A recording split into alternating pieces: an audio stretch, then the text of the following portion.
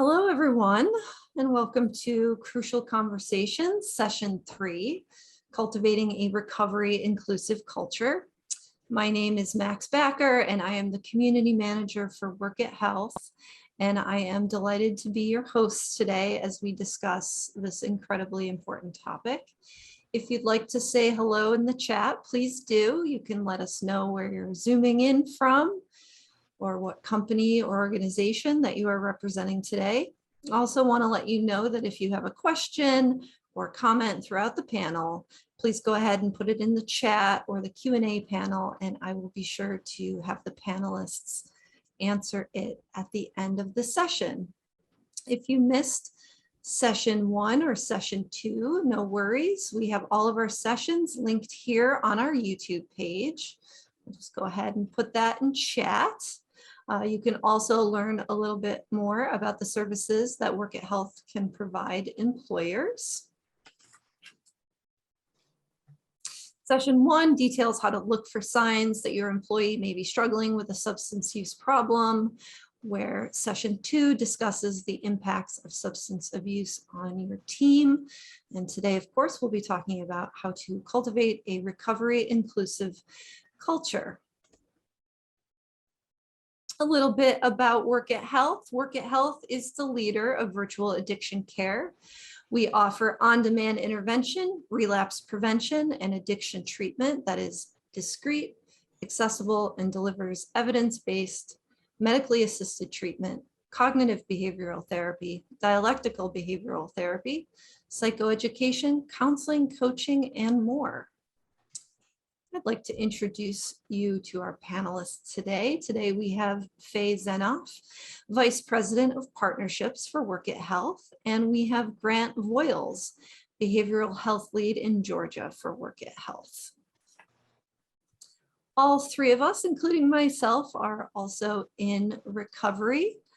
And so we are both we're all experts in our field, but also have lived experience to boot. So, all right, so I'm going to stop sharing my screen.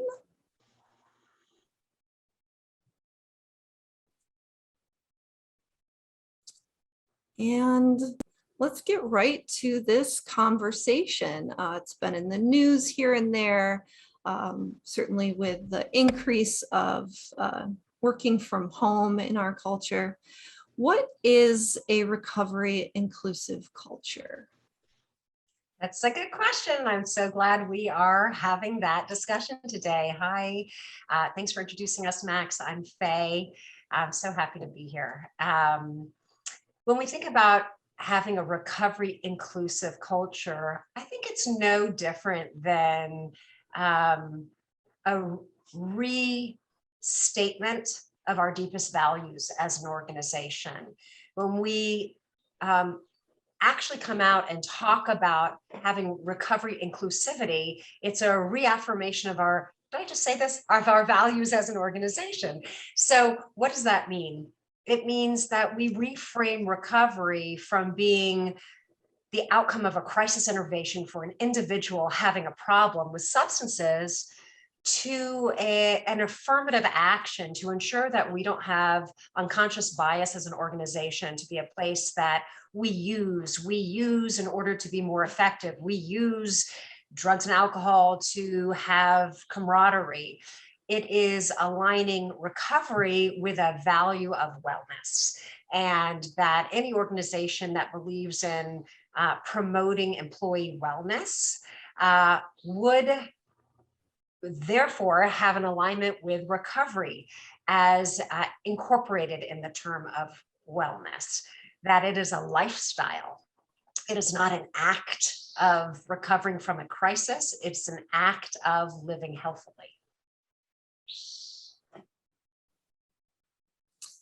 And what are the benefits of having a recovery inclusive culture in the workplace? Yeah, well, I think for one, it allows us to create a psychologically safe environment for those employees that are impacted by substance use disorder and recovery. It means that your lived experience is valued here. And we had spoken in previous webinars about the fact that upwards of 40% of employees are impacted. There's the 10% that are struggling with a substance use disorder. There's the 10% that are in recovery. There's the 20% that have a loved one actively at home or in their environment that is using in a way that is unhealthy.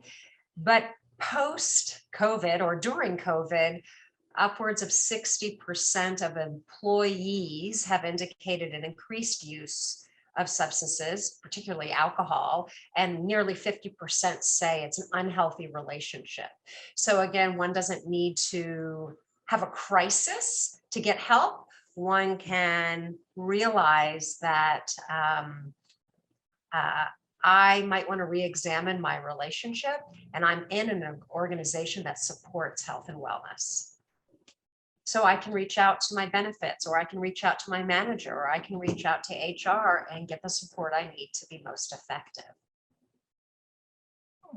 I totally agree with you, Faye. And I think, from another benefit, I know, speaking just from my own experience, when I was, was first out of rehab many years ago and living at a halfway house, and it was just sort of well known and talked about within that community that there are some places and some institutions that you really don't want to work for or try to get a job with, because there's a lot of partying that goes on there, there's a lot of drinking that goes on there. They have that sort of culture that would not be conducive to someone in recovery, and because of that, we avoided applying that there. We avoided even looking at them. So I think, from an organizational standpoint, having that as a benefit to prospective employees or current employees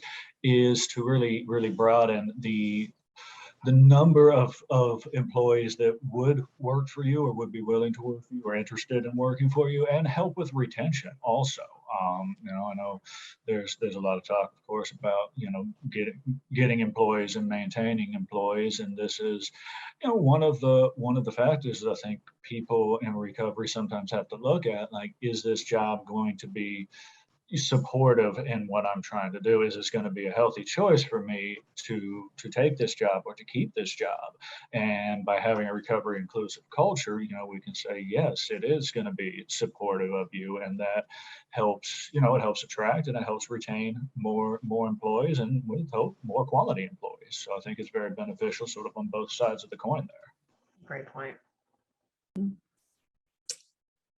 So how can an organization or a company reframe recovery from crisis intervention to a workplace wellness value? I think that there's such a gamut of things that organizations can do. One is they can come out with a company credo, an overt statement of what they stand for and stand by. They can do an audit of their company's policies and benefits. They can look at the workplace environment that people spend their days, or the activities that are employer sponsored. They can look at training, communications. It's about having far more awareness across the organization. So this would be truly an audit of how are we, and I said this earlier, but unconsciously having a bias towards using. And let's look at and can think about the 30% of adults that don't drink alcohol, be it for religious reasons, health reasons, medical reasons, that 70% of adults choose to drink alcohol, but that doesn't mean that every function that we host needs to be alcohol centric.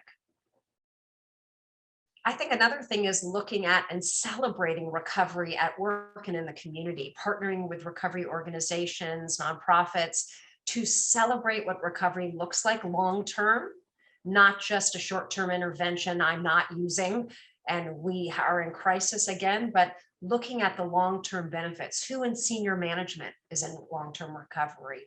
Which political candidates are in recovery? Which lawyers, painters, artists, teachers in our community are in recovery, and celebrating them, highlighting them, applauding them. I think we can help reframe what is recovery, as was said earlier, from the outcome of crisis to a reaffirmation of the deepest values that we live by. And what kind of policies would you suggest to a company that was interested in implementing this type of workplace wellness strategy? Yeah. It can be, I think I used this example the other day. If we think about to be an inclusive organization, to be respectful of and want all of our employees to feel safe and respected and valued here so they can show up wholly and fully. We think about the cafeteria or the food court at an organization that might offer a variety of food options to respect different choices. So, for example, there's a vegetarian option. Well, what percent of US adults are vegetarians? 5%. 5%. Yet, go to any restaurant across this country and you will find a vegetarian menu, vegetarian options, 5%.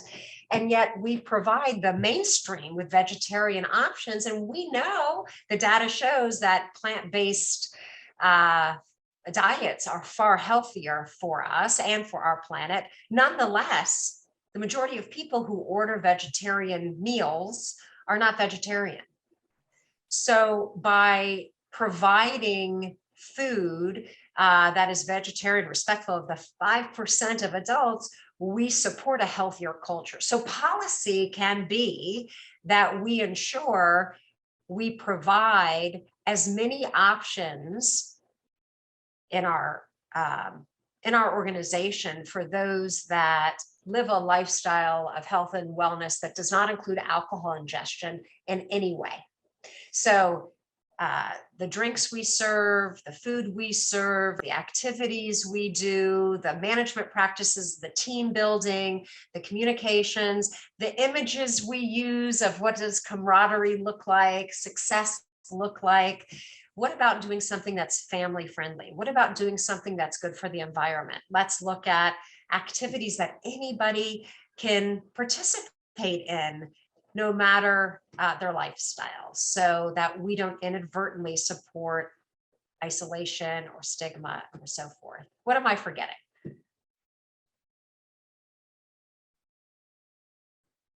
Oh, I think that was great.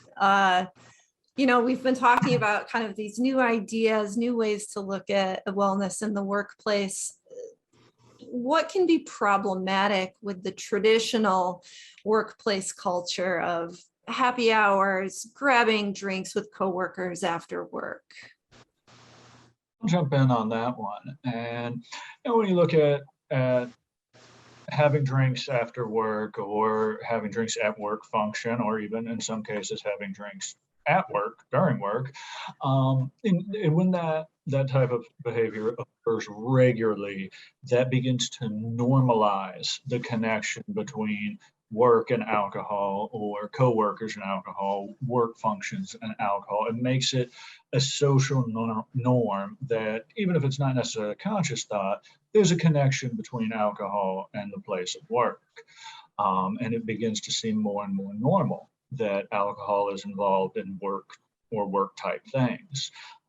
A recent study showed that 15% of American workers would have no qualms about getting drunk in front of their boss, which to some of us sounds very nightmarish, but honestly, it just shows how normalized that is and how comfortable some workplaces are with alcohol, and some people are with alcohol in the workplace. And, I think traditionally or in the past, maybe, things like places like a bar or a restaurant or even, a club or something of that nature may seem more of a neutral environment than the office, or a more relaxed environment than the office. But when we throw alcohol in the mix, and maybe not even necessarily large amounts of alcohol, that can lead to employees sometimes doing or saying things that maybe they don't fully mean or they will regret later. And in the age of cell phones, pretty much everything is now going to be recorded and most likely preserved on the internet in one form or another. That can not only be harmful to the employee, but that could cause a lot of blowback or negative press, if you will, for the organization as a whole, depending on what's said, what's done, or what's going on. And drinking after work does not necessarily mean that somebody has an alcohol use disorder or they have problematic drinking. We're not trying to say that, that just because you, have a drink to socialize on occasion or have a drink after work occasion doesn't necessarily mean that the participants have a problem. But when it occurs regularly as a whole, it normalizes that culture of drinking, making it harder to recognize when somebody truly does have a problem. Because it seems very normal for everybody to drink, and maybe everybody to drink regularly. It's much harder to recognize when somebody has sort of crossed that line into really truly problematic drinking behavior. Also, if it seems like everybody is doing it, or that's just part of the way we do things here at this workplace, it makes it harder, and maybe makes it a little more uncomfortable for somebody to ask for help. If they're going to seem like the odd one out or the redheaded stepchild for trying to raise their hand and saying, I think I have a problem with this because everybody else is doing it, or it's perceived everybody else is doing it, that can really be a roadblock to somebody making some healthier choices or getting the help they need. So there are some short-reaching and far-reaching problems with that, and we really just want to think about how is it normalized at our place of work. Yeah. And actually, those are all really important. And from our very first webinar, we started talking about the cost to the employer. Max, do you have that slide? We could throw that up on the screen right now. Absolutely. I think that we know that alcohol has impacted huge loss to the bottom line of American employers. I think that the number is anywhere between 90 to $400 billion in lost profits due to alcohol and other drug use. And that is due to on-the-job accidents, as was mentioned, harassment, presenteeism, absenteeism. There's an increase of deaths. There's lower lifespan.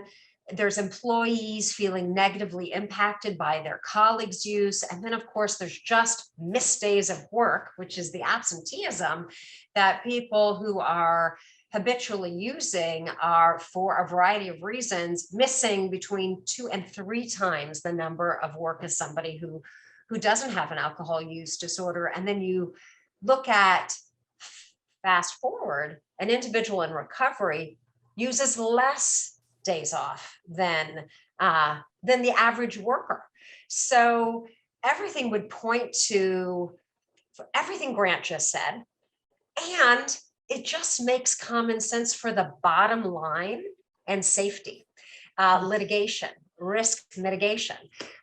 So everything about it. I mean, there are quite a few employers, including some of our partners like Salesforce, where the CEO of the company, as a visionary, has said alcohol does not belong in the workplace. It dulls us. It does not allow us to be creative, effective, and it's can be incredibly triggering for our colleagues who are in recovery or impacted by this issue.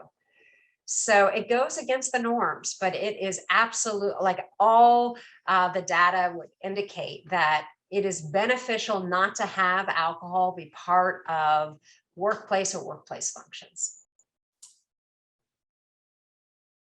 Absolutely. Thank you, Faye. If a company is starting to get interested in implementing some of these strategies, are there suggestions to alternative or other types of workplace bonding that you've seen be successful with a company that doesn't involve alcohol or any other substance? Yeah. Well, I mean, as I think historically we think of things that are just normative. Well, everybody goes and grabs a drink. You know, we think back to not too long ago, just a few decades ago, where every sales team would go out to the strip bar after a few drinks, and that's just how it was. And once women joined the sales force, well, they couldn't participate or they couldn't, you know, take it on the chin. And over time, we've wanted to create safe environments. And so that means no, we don't go to strip clubs. We don't offer drinks. We can do activities, whether it's a fabulous restaurant, whether it's an activity like bowling or going to a farmer's market or giving gifts of books or gifts of experiential activities, even like the golf day on the green.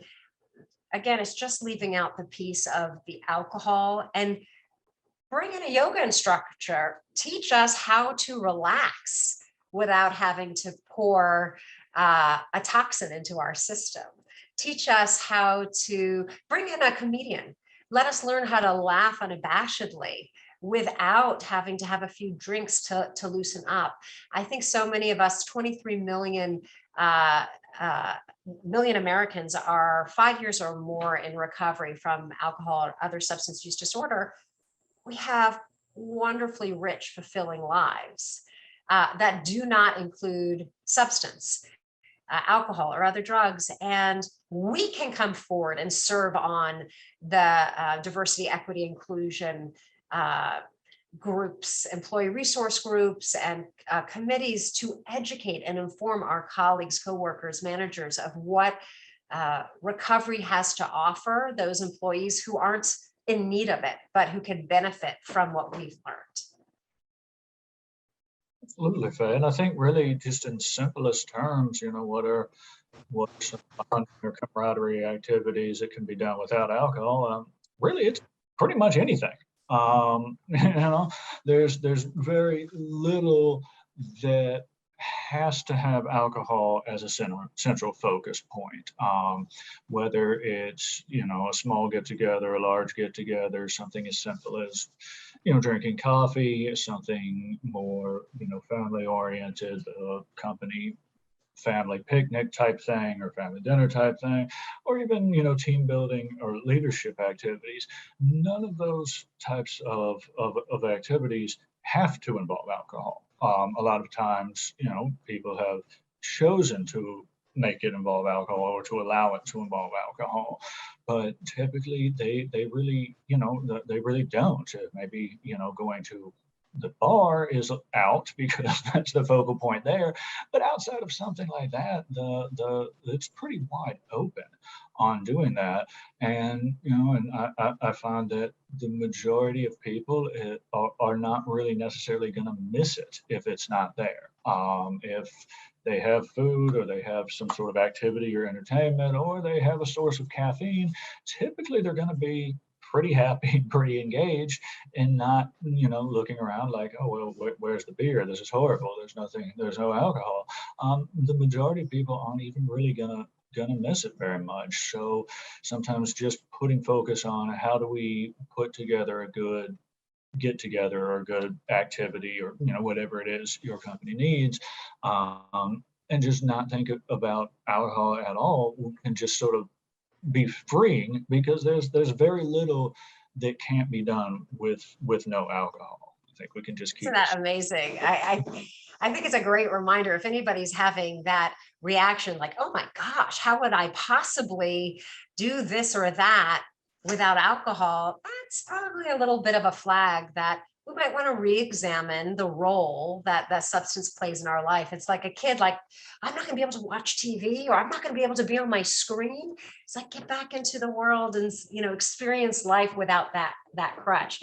I also was thinking about culturally, I was thinking about when cigarette smoking was pervasive in our culture. There was smoking on airplanes, there was smoking in the office, there was smoking in the doctor's office.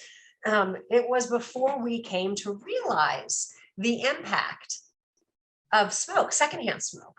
And we think about too, even during COVID, the hand sanitizer, access to it. You don't need to have had COVID to know that you want to keep your hands germs free. Or we think about suntan lotion. We want to put it on. We don't need to have had skin cancer to benefit from the wisdom of wearing a sunscreen. There are so many prophylactics that we can use to stay healthy without first having to have succumbed to the consequences, quite literally. So to think about it that way, what you want to do in your own free time as a consenting adult is yours. But within a workplace culture, a workplace environment, let's stand for the highest levels of health and wellness to promote that for our workers, our employees, our colleagues. Thank you. And I think the tobacco comparison is such a good one. I think most of us remember when that transition happened. There might have been some grumblings at first, but then it just became so normalized and something that you expected to be in the workplace, that health awareness around tobacco. For employees who are in recovery, who are considering recovery, or maybe have family members who are in recovery, how can they establish an ERG, an employee resource group at their workplace? What might be their first step? I turn this question to you, Max. What do you think? First of all, you want to see what's going on with your DE&I, and you want to ask them, are they open to starting a new ERG, and make the suggestion that you are in recovery and you know other folks would benefit from having a recovery-based ERG, and then you get started. Usually ERGs are done through DE&I. If there's no DE&I department at your company or organization, that's where you want to look to first to get off the ground and get management buy-in for. And I think so many folks, not just folks in recovery, that would be such a beneficial space for any workplace. A lot of people are just looking for the opportunity to consider recovery, and that's just a great start. Absolutely. Thank you for sharing that. Yeah. All right, well, we definitely want to be able to send you off with some resources. So let me bring my screen back up. All right, and feel free to expand on any of these, but first stop for company resources, your internal resources. So your EAP department, your benefits coordinator. If you're looking for further information, that would be the first place for you to go. There's many employer resources. We've got some of our favorites up here: Opioid at Work Employer Toolkit, Opioid Workplace Employer Toolkit, drug-free workplace resources, such as the National Drug-Free Workplace Alliance, the Recovery Friendly Workplace Initiative, and finally, a guide for employers. We can gather these and link them actually on our YouTube if you're watching the recording, so that you can get your hands on some of these resources. And I also want to put a plug in for us here at Work at Health. You can contact us at workathealth.com. You'll want to get in touch with Faye, who's on this panel today, VP of Partnerships. We offer many services, including a recovery at work audit, recovery at work strategy development, recovery at work education, company recovery credo, inspirational talks and panel discussions that we can do for you at your workplace. You know, I want to just, thanks for sharing all of those, and say that many of the resources that we found that are very effective, might look at the practical and traditional. They might say, make sure you have Narcan in the workplace if somebody has an overdose, or consider hiring from a rehab or a halfway home, hiring people in recovery. There might be incentives in your state to do so. It's about the integration of health. What we do is slightly different. What we do is we actually work with senior management and thought leaders within the organization to help create strategy. And as was said, as Max went over our offerings, to bring it up into the level of integrating employee wellness, recovery, and strategy, that having an employee wellness program and strategy that incorporates recovery is going to be to your organization's advantage, not only, as Grant was saying, for the reputation, but also as a competitor in this marketplace. And so that's what we'll partner with you to develop that strategy. Excellent points. Thank you. All right, y'all. We are at time. And I just want to give a special thank you to Faye Zenoff and Grant Voiles for doing this webinar series with me. And on behalf of Work at Health, thank you to everyone that attended or are watching from home. Thanks so much, Max. Thanks, everyone. Bye, everyone.